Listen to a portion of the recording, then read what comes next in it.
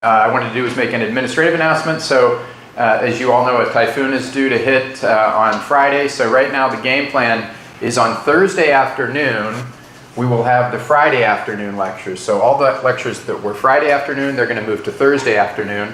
The Thursday evening lecture is canceled right now. And then we're preparing for everything to disappear on Friday. But if Friday is right now to be announced.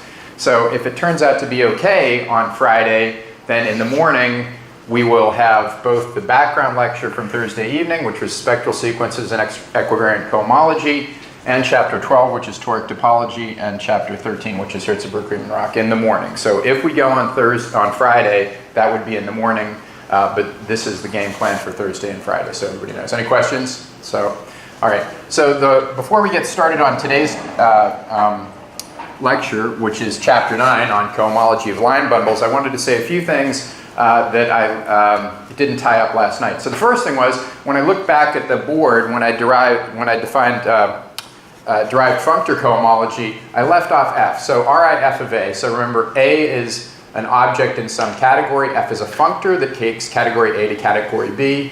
Then Ri f of A, the ith right derived functor, and A is going to be the category, the functor F is left exact and covariant.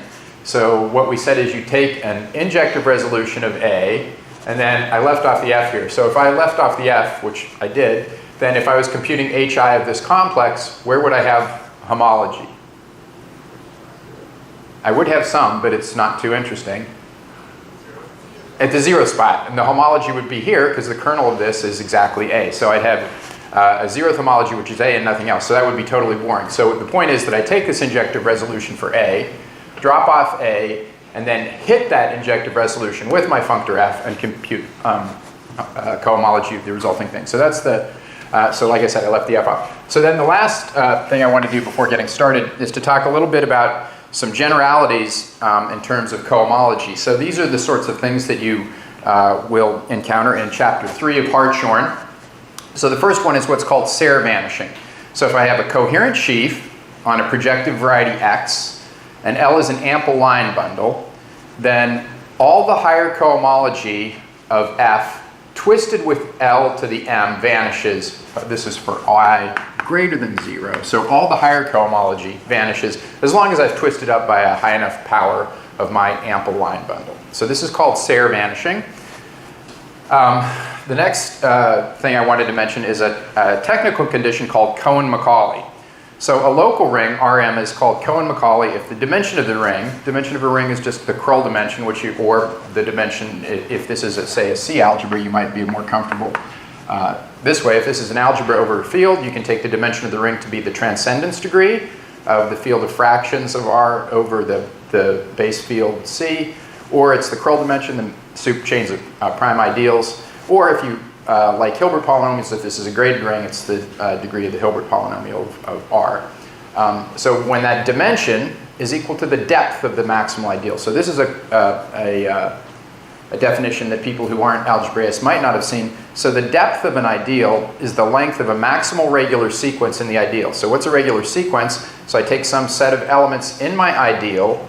It's a regular sequence if the first one is a non-zero divisor on R, the second one is a non-zero divisor on R mod F1, and so on. So in general, F sub I is a non-zero divisor on R mod F1 up through Fi minus 1. So the intuition for a regular sequence is actually pretty easy. To be a non-zero divisor geometrically means that if you thought of this as, if this was the coordinate ring of a variety, and I take a bunch of functions, each of these ones is cutting the dimension. When I take the ideal of my variety and I add this in, it drops the dimension by 1. So it's like slicing it generically in some sense. So that's what a regular sequence corresponds geometrically to chopping down the dimension by 1 each time when you slice it. So that's the definition of Cohen-Macaulay. And then we say a variety is Cohen-Macaulay if all its local rings are Cohen-Macaulay. So that's a definition. So you might say, well, this is some abstract algebraic BS. For commutative algebraists, Cohen-Macaulay rings are bread and butter. There's books that are called Cohen-Macaulay rings by people like Bruns and Herzog. So, and the reason is that Cohen-Macaulay rings have very nice homological behavior. So here's an example, and the last sort of general thing I want to point out, which is Serre duality. So if I have a complete normal variety which is Cohen-Macaulay. So I have this Cohen-Macaulay condition of dimension n. So x is dimension n. We know we've seen completed normal before, but now we have this Cohen-Macaulay condition coming in. And the reason we need it is so that we get nice vanishing. So then here's Serre duality. If I have a vector bundle on x, then Serre duality says hi of xf dualized is just hn minus I of x, where I take the canonical divisor and tensor, well, it's normal, so the canonical sheaf and tensor with the dual of my vector bundle f.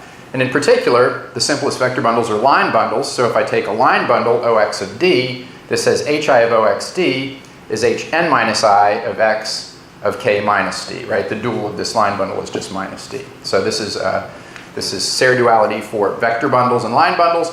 If more generally I don't have a vector bundle, if I simply have a coherent sheaf, then hi of xf dual, instead of a homology here, I have an x. So x, these are the derived functors. We didn't define them, but we saw that hom is left exact and either covariant or contravariant, depending on where I fix the coordinate. And so x are the derived functors of hom. And there's two types of x's for sheafs. One is sheaf x and one is global x. This is global x. So this is x n minus I over ox of f into omega x.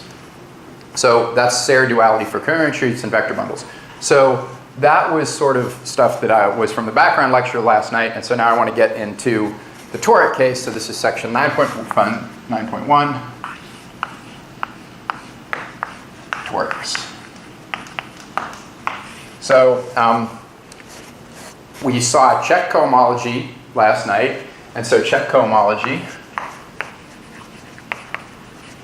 of some cover U. So we have in the toric case a natural open cover, which is the cover by our U sub sigmas. So we're going to take a cover for the cover we'll compute using the cover by the U sigma i's, right? So, let's just set up some notation so that we're all on the same page. So my cover U is just going to be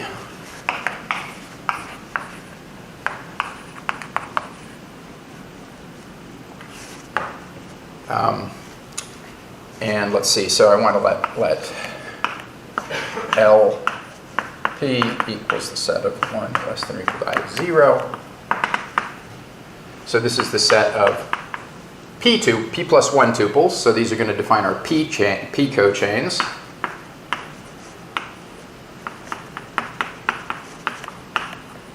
And and we're let if gamma equals I 0 up through IP, such a thing. So gamma's in here. I'll define U of sigma gamma to be equal to U sigma I1, I0, intersect U sigma I sub P. So this is exactly what we would expect. We take as our sort of base, the C0, the zeroth part of the check complex is going to be from our maximal cones, and then we'll start intersecting maximal cones and get further elements of the check complex. So D is going to be Cartier, A rho, D rho, Cartier, and then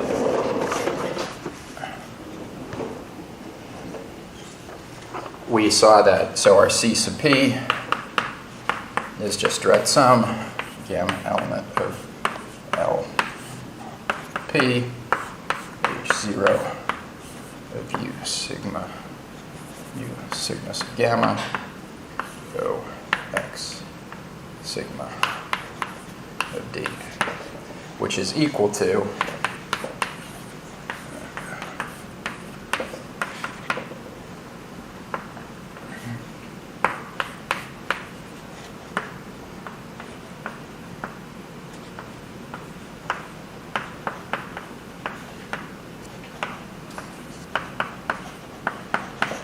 So all that we're doing here is we're writing out on this open patch sigma sub gamma I want to know what are the sections on that, and we've seen that the sections on that open patch are exactly defined by the characters whose dot product with the rays of that particular cone is greater than or equal to minus a rho. So this is exactly the sections of this on this open set. So we have this nice description of what our P chains are. And so there's one key point that I want to make. And first, so actually two things I want to say. First, we're going to do it first for Cartier divisors. And then we'll see that doing it for Cartier divisors is enough for an arbitrary coherent sheaf when we come to using the Cox ring to compute these things. And so it's essentially enough to do for Cartier divisors because we can resolve an arbitrary coherent sheaf using line bundles. And so if you can compute the cohomology of line bundles, you can compute for an arbitrary coherent sheaf. The other point to make is that the differentials that check the key, or a key point, is the check differentials, as the dp checks, respect the grading. Right, so we have a grading here in terms of the characters. And so what that's going to mean is that means that HP of x sigma O x sigma of D is equal to the direct sum over M HP x sigma O x sigma of D M, which is the direct sum M of HP of this check complex in degree M. So that's where we are. And this, if this is the first time you're seeing this, or even if it's not the first time, right now this is just a bunch of abstract definitions. So we should take a nice concrete example and work this out. So if you were zoning out on me thinking, I don't like this cohomology stuff, and we've already seen, there's climate deniers, there's cohomology deniers. So the cohomology deniers are going to have their come to Jesus moment now, right? So, so let's do this for P2. We're going to, yes, question. Say again?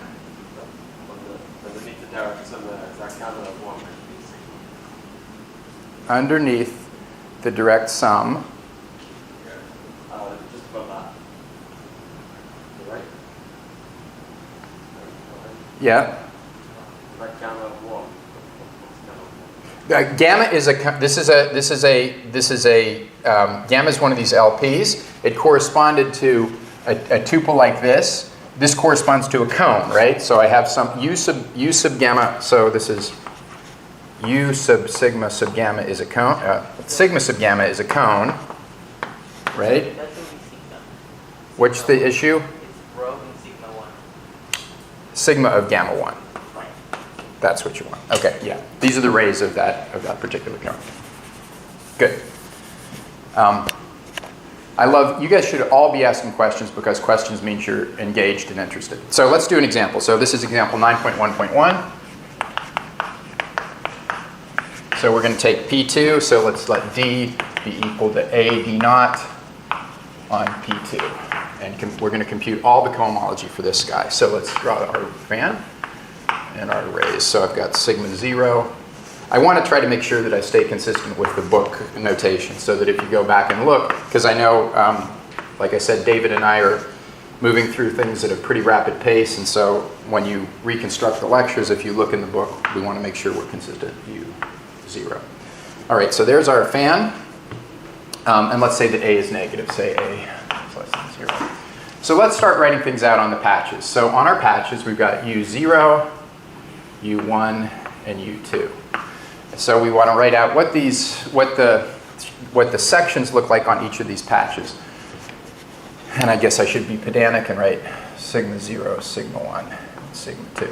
All right, so on sigma 2, what do I need? And I'll write alpha, beta, and what did I do in my notes? Okay, alpha, beta.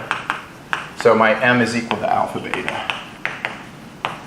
So we need alpha, beta dot 1, 0, 0, 1. And this is greater than or equal to minus A rho, but my A rho lives where? Where does this thing, right? We know that this divisor is living where? Help me out, guys. Don't leave me hanging. this AD0, that's over here, right? This is over here. This does not, this divisor doesn't touch this cone, right? So those are both zeros. So these are just greater than or equal to 0. And this says that alpha is greater than 0. So this says alpha is greater than 0, and beta is greater than or equal to 0. And so what we get is a picture that looks like this. These are our chi-m's right in that chart. Everybody's with me, right? So that's the alpha, beta, that's the piece here. So similarly, on U sigma 1, on sigma 1, I've got 1, 0, and -1, -1. This one, it's still 0 over here on sigma 1, so this is greater than or equal to 0. So this just says alpha is greater than 0 again. But this one, now I get something. What do I have here? Greater than or equal to what? I'd have -a, right? So I get A is greater than or equal to alpha plus beta. So the picture then for this one is now my alpha, and this is alpha, and this is the beta direction. So alpha is greater than 0, but I also have alpha is greater than alpha plus beta. And remember, my A was negative, right? So here's the line A equals alpha plus beta, right? It's less than 0. And now I need alpha plus beta to lie below A. So I'm going to be on this side of this hyperplane, right? But I'm also on the positive side of alpha. So I have to be positive on this and below this, and that means I'm this little piece here, right? You guys are with me on this or not? Ask questions if you don't see this, right? This is, I'm not sure if I'm belaboring the obvious or if am I belaboring the obvious? You should give me, no? Is this okay? Okay. And then on U2, same thing, we keep on going around.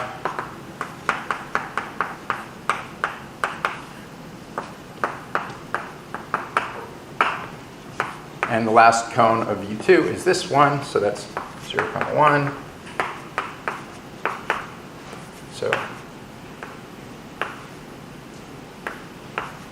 So for the last cone, I guess this was this, come over here. And for the last cone, I've now got beta greater than 0, so I have to be above this, but I have to be below this hyperplane, above this hyperplane, and that's this region here, right? So those are the pieces, right? So those are what I have. And now we keep on going. So I'll be a little more terse here. So on U02, we get exactly alpha beta dot 0, 1 greater than or equal to 0. And so that just says beta is greater than 0, so that's this piece. On U01, we get alpha beta dot 1, 0 greater than or equal to 0, so that's going to be this piece.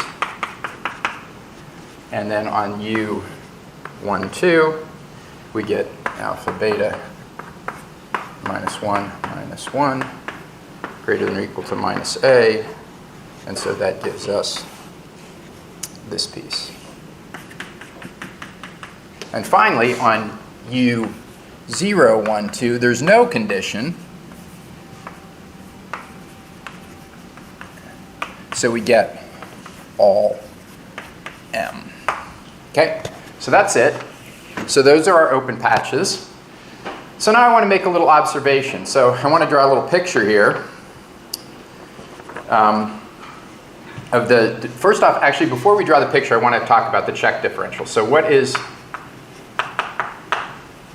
our check differential? D, P. So I have my 0, goes to my 0 chains, goes to my 1 chains, goes to my 2 chains, right? So for the zero chains, I have these three things. So I sort of have a basis of the 3 open sets. For the 1 cochains, I have a basis of the 3 open sets, and for this, I have just a single set that is involved. And so when you write down what these matrices are, and these are just restriction maps, right? We just do restriction maps. So when you write down the differential, good exercise to do, you get exactly this.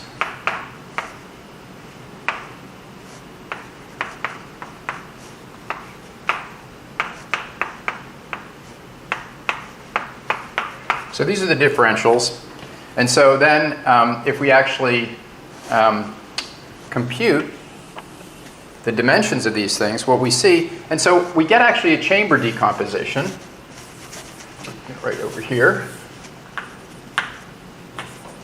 This was A equals alpha plus beta. And this was our U sigma 2. So I'm going to look at a decomposition. So I get a decomposition of the M tensor over Z with R into a bunch of cells here, right? And what I want to do is I write down some sign patterns, and I'll tell you what the sign patterns are in a second. So the sign patterns are the following.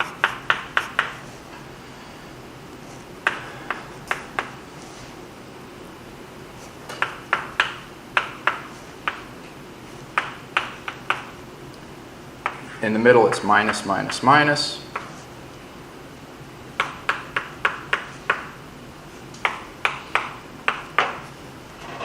So what are these sign patterns? So the sign patterns are reflecting in terms of the hyperplanes. So I'm going to use these to denote the hyperplanes. So I'm going to say this is positive side of this one, positive side of this one, positive side of this one. And I'm going to call these hyperplanes, let's see, I'll call this hyperplane 1. Hyperplane, here's hyperplane 2, and this is hyperplane 3. So these are reflecting the conditions of the mu row greater than or equal to minus a row. If it is, I write a positive for it. So in particular, for example, here, this says that on hyperplanes 2 and 3, positions 2 and 3, I'm positive, right? I'm dotting positive in there. And the minus says this is when this is less than minus a row. I mark it with a negative. So these are the sign patterns that I get for these chambers. And so the last thing that I need to compute this, so I have my differentials, right? I want to know what the dimensions are of these vector spaces on each of these patches. And so what we see is it turns out that the dimensions of dimension of C0, maybe you write it like this.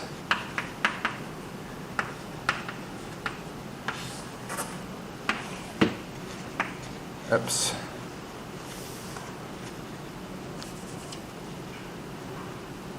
So the sign pattern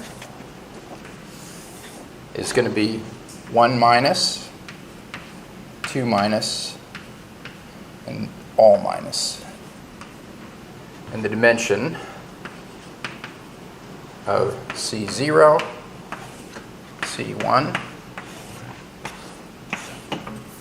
and C2 is going to be 1, 2, 1, 0, 1, 1, 0, 0, 1. So let me explain this.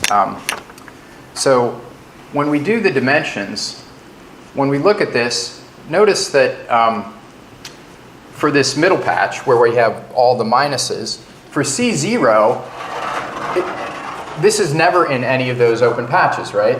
Being in, yes? Say again? Did I swap my 2 and 3? I did indeed. You get bonus points. So I swapped my 2 and 3. Good. That was intentional. I always make these mistakes to make sure that you guys are following. So I swapped my 2 and 3. So what I was going to do, so let's just pick one of these things. So when I have all minuses over here, it's not in any one of these, right? So this little region here doesn't appear in anything, right? So this dimension is 0 for the C0s. You guys with me here, right? When I look at this piece, this a character that lives here is 0 here, right? These were the characters that contributed to on this chart here. It's 0 on this chart, and it's 0 in this chart. It never appears in any of those charts, right? It never appears in any of my direct sums. Do you guys see this or not? You should yell if you don't. Okay. Similarly, what about on the next pieces? I'm in this little inner triangle. It's missing here, missing here, missing here. Still doesn't appear. So it doesn't appear in my C1. But in the U012, we get, there's no condition, we get all of M, so it appears there, right? So I have, for that, I do get a character, right? And the same thing works in the other positions. And so the point is that we've got these, and when you check this differential in these things, you find out that this is exact, which kind of makes sense just in terms of vector space dimensions. This one's exact, but this one, it can't be exact, right? I've got 0, 0, 1. And so our conclusion, what this says is exactly that we've computed our homology. So we find out that the H0 is going to be 0, the H1 is 0, and the H2 is going to be 1 for M in that region, right? So we conclude that this gives us the cohomology, the H0, the H1, and the H2. We have differentials. We know that what the differentials are operating on here, and that's it. So let's do a sanity check here. Yeah, question. Sorry, that was really fast for me. Okay, that's good. What So you're doing, you're restricting, so in this case, you're restricting to each piece of the gradient? I'm taking a particular degree. That's the key. I'm picking a particular M. I'm picking a particular M. That's exactly right. And now the thing is, the key, so I'm going to cheat for a second. I'm going to say, when we look at the divisor HI of OP2 of minus T, say T is positive, A was negative, so whatever, A with this negative. What do we know about the cohomology of these things? This is, let's think about this just completely in a pedestrian fashion, forgetting about torics. This is saying, well, if I have a negative here, this is saying I have to have OP2, say, let's make it concrete, minus 5, something like that, right? And this minus 5 means it's minus 5 times the class of a hyperplane. So what the global sections of this would be, these are going to be functions on P2, which in addition vanish, right?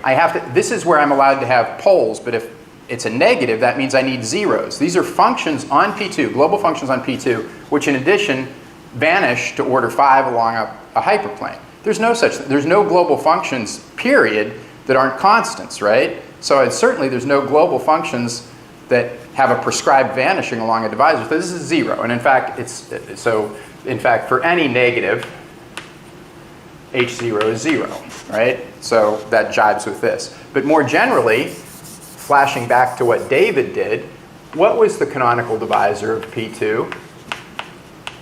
We did this. KP2 is what? Minus 3 times the class of a hyperplane. So KP2 would be, say, minus 3. Any one of these hyperplanes are all linear equivalent, so let's take minus 3 times D0. That would be one instance of A being negative, right? And so if we did this, so the HI of OP2 of minus 3, we've actually just, I claim, computed the cohomology of the canonical sheaf on P2 right here, right? And it's because, if we think about it, let's see, what is this saying here? So when we parse this, if my A is minus 3, when A is minus 3, what's the picture that I get?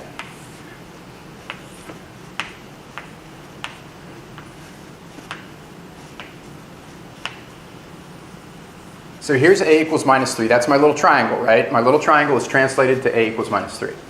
And so now, when we think about this, the thing is that these sign patterns, the greater than or equal and the less than or equal to, what I need is to be inside here. I actually need to be strictly inside here when you parse what those inequalities are. So the boundary points don't count here for the sections. So the boundary points I'm not allowed to count. So I'm counting only the interior points, and there's a single interior point right there, and this is isomorphic to C, and this is my single interior point in here. Okay. So if this was too fast, which was reasonable, I see a question. Was that a hand starting to come up and back or not? Okay. So this piece should be okay, right? So when we wrote the various cones, right? That's all that's happening here is that's going in for a particular M. Those are the dimensions in these tables, right? Okay, so those are the dimensions in the table. So the table should be okay because all I'm doing is counting the number of, you hand me some point M. If we pick, let's do another one. I'm going way too slow here, but let's pick somebody over here. Let's pick M equals 1, 1. If I pick M equals 1, 1, then over here, in the C0, well, one dimension there, it's not in this one, and it's not in this one, right? So I get a 1. What about in the next cones? I see a 1 here, I see a 1 here, and nothing. So I get 2, right? That's my 2. What about in the last one? Well, the last one's everything. So I see the 1, 2, 1 pattern, right? When I picked 1, 1. So when we do this, we're visualizing all the degrees at once, right? So, but we're then gonna, the key point is that we like finite dimensional vector spaces, right? These sheaf cohomologies are infinite, but because we respect the grading, what we're gonna do is look in particular pieces. And that's what makes everything super concrete and down to earth. All right, so you should do this. This is like the first exercise, at least when I was computing sheaf cohomology on Toric. This is the first one I computed. And you have to just struggle through it for, half an hour, and then you realize what's going on. So that was that example. And now I want to do something that is going to make this recipe even nicer. So hard to believe, but true. Things get nicer.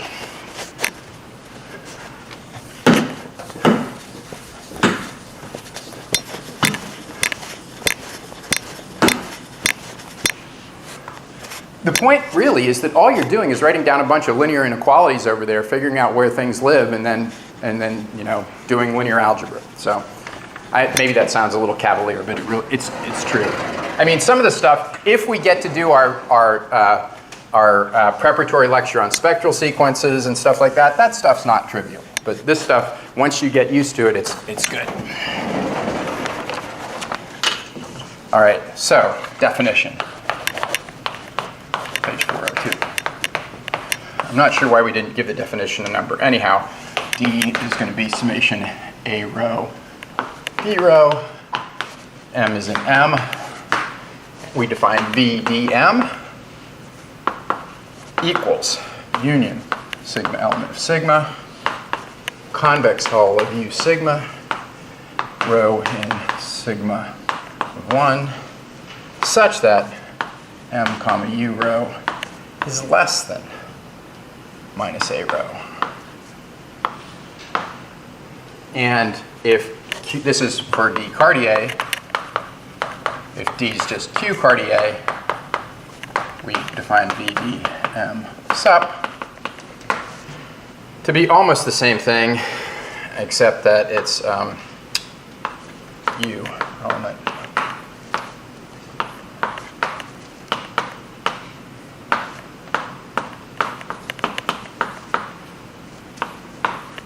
All right, so those are two definitions.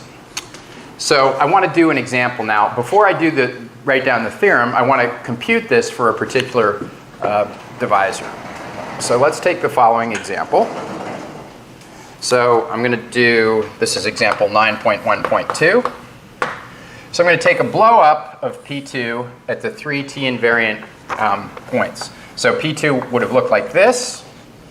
The t invariant points correspond to this cone, this cone, this cone. When I subdivide, I get exactly this picture.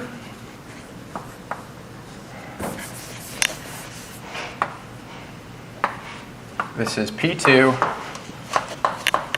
blown up at 3 t invariant points. This was 9.1.2. I erased that. All right, and so I want to take the following divisor.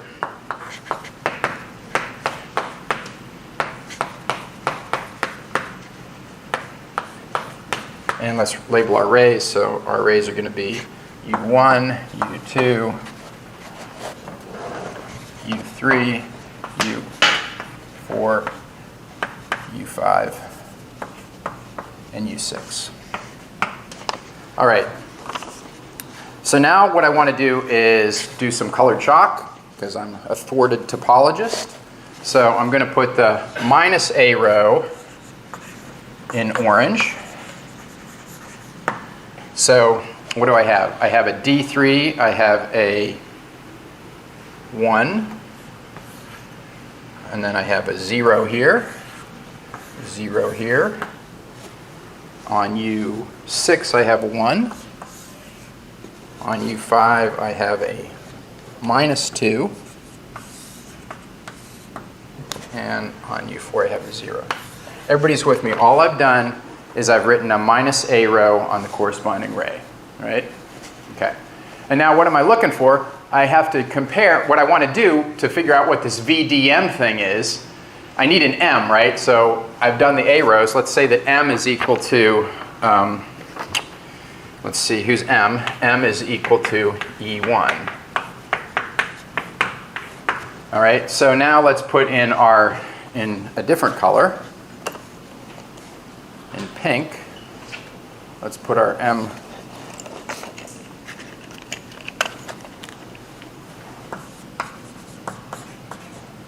Our M comma U row. So our M comma U row is in pink. 0, 1. I'll check one of these in a second, but I'm going to write them out first.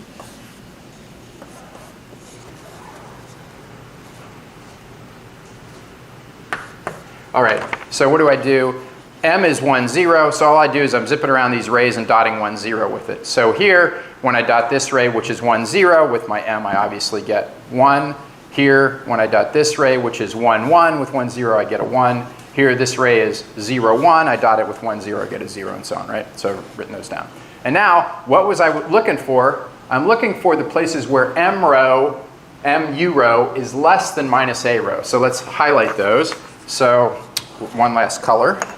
So you want red less than orange. I want red less than orange. That's correct. So let's see what we get here. So I want my reds less than orange. So M U row less than minus A row.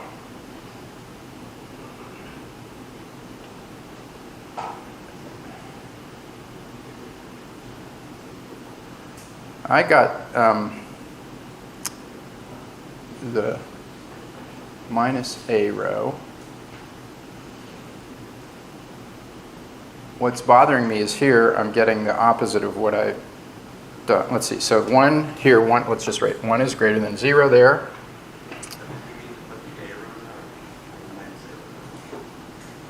The orange, I wanted my minus A row. D. This is D3.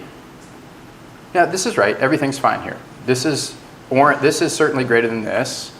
This is not greater than that, so I'm going to ignore it. This is not greater than that, I ignore it. This is greater than this, I draw it. This is greater than this. So I've got it. So I get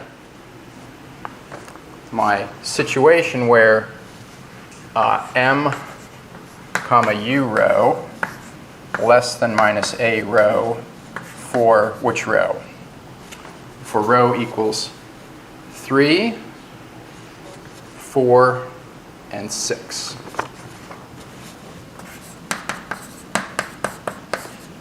All right, and so now let's draw. Now we're ready to draw. So this is the recipe. Let's draw this VDM. So the thing I want to point out is I'm taking the convex hull of the U row, but this is over all cones, but I take that convex hull inside the cone itself. So here, what am I going to do? I did have two of my, and I'm only interested in 3, 4, 6. I'm interested in 3, in 4, and 6. So when I look in this cone, both of these guys are in the cone, so I'm going to have, this gets drawn in. Are you guys with me here? I take the convex hull of those two things. Here, there's no, right, this one wasn't in there, so I got nothing. These guys aren't in there, I got nothing. This isn't in there, but this is. So at least over here, I'm going to have a dot, because it's only one thing, right, the convex hull of itself. This isn't in there, so I just get this little sad dot, and then that's it. So there it is. So this VDM in this particular example is this line segment and a dot, right? So that's what it is. And now, you're sitting there saying, my goodness, this was such an exercise in apparent BS. So here's the theorem that tells us what the cohomology is. It's beautiful. So if you didn't like, to prove this, I mean, this was sort of a bare hand computation, but you never want to compute cohomology barehanded, right? You'd like some nice theorems that, and that's exactly what we get now.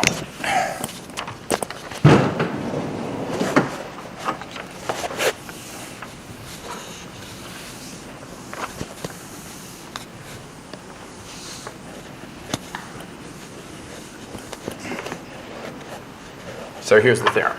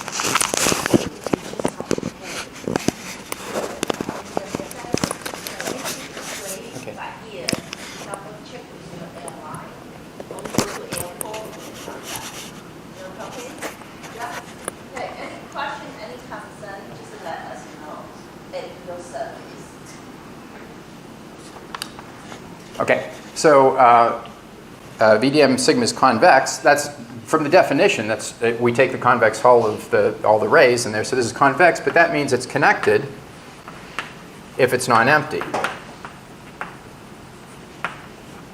And so in particular, that means that H0 of VDM intersect sigma with C is equal to C if VD, notice this is not reduced, this is just regular homology, if VDM intersect sigma is non-empty, right? So if it's non-empty, it's connected, and so I'm going to have a single component here, right? So we put these two things together, and what that means is that we have a little exact sequence, so combining, can't quite see the top. Oh yeah, we can. So these combine to give us 0 goes to H0 U sigma, OX sigma of D, degree M goes to C, goes to direct sum H0 V, just not direct sum there, direct VDM, intersect sigma C goes to 0 for all sigma element of sigma.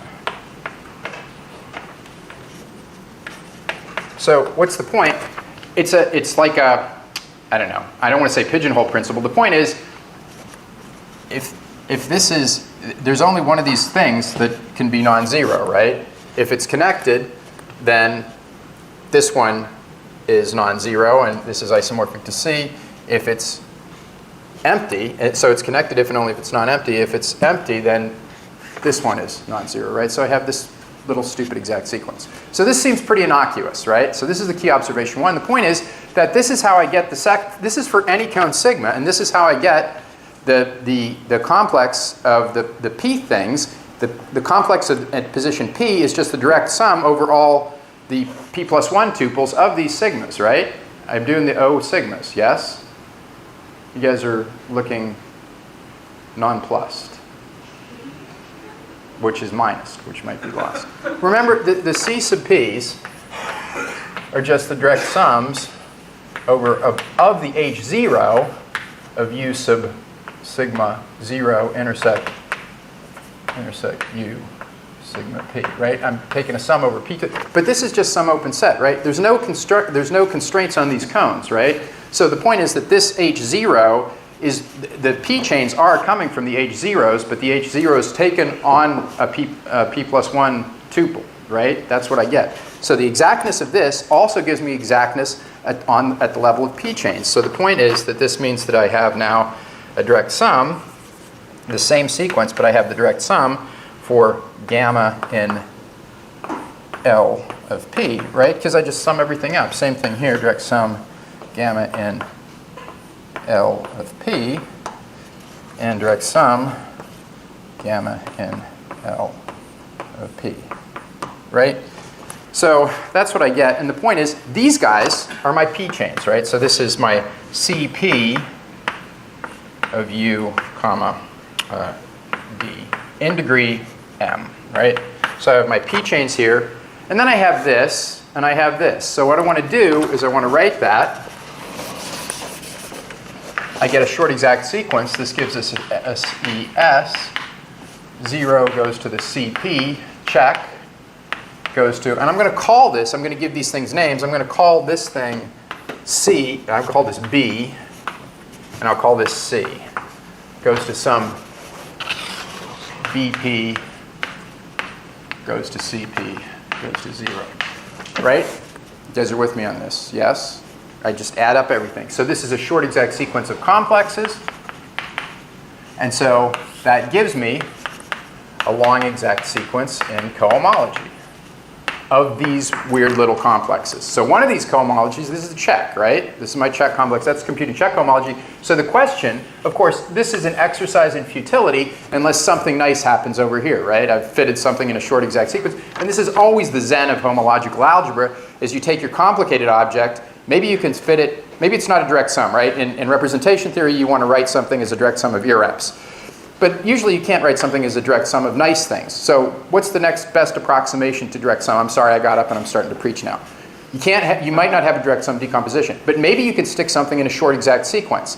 And if I'm complicated, but I've got something easy on this side and something easy on this side, then when I take the line exact sequence, I get something over here and something over here that I know, and I can now understand myself, right? So the point, and that's exactly the point here, because what this BP is, this is about as simple as it could be. This is just a bunch of, it's a vector space, right? It's finite dimensional vector space. And the best part of all is that the check differential, which fortuitously, although accidentally, I wish I could say I planned it, is still here on the board. This is the check differential, right? This was the check differential in this little case. And the point is that what the check differential really is a very easy object to understand. And when I have a check differential on this, the differential, this is key point 2, this was key point 1 was this, key sub 1. Key sub 2 is that BP has the check differential, which is equal to the Kazul differential. Now, this might not speak to you if you don't like Kazul differentials, so I want to take 2 seconds to say what a Kazul differential is and why it's good. And so the point is that if I have a free module of rank n, let's say f is free of rank n, then I have a complex, wedge I plus 1 of f goes to wedge I of f, wedge I minus 1 of f. And if you don't like it, just remember that the bases for exterior powers, this is just an I plus 1 tuple of distinct basis elements. If this was free of rank n, so it has basis E1 up through n, right? So this differential, and what does this check? The differential on the Kazul complex looks like this. If I take some E1 up through EI, the differential just takes it to, it's exactly like the simplicial differential. All these differentials are the same. So this goes to an alternating sum minus 1 to the I. This is getting too small to see. You guys should yell at me.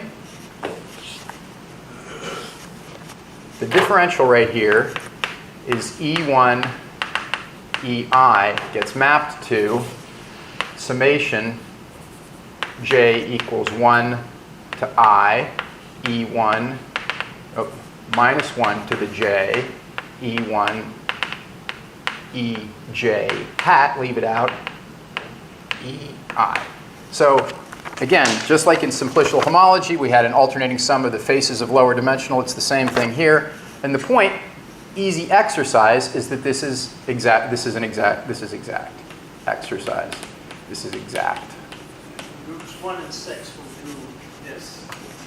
Okay. Very careful. So why do we care about this exactness? Well, holy crap! If it's exact, I'm going to say one little thing that we have to be careful of. But if this is an exact sequence, that means all the homology vanishes, right? And so that means I get a collapsing. So I'm going to have and we're doing cohomology, so I'll have HP, HP, HP to HP plus 1. So because this is 0, I'm going to have HP of this goes to HP plus 1 of this, right? And that's where the shift is happening here. Notice there was a shift here, a P and a P minus 1.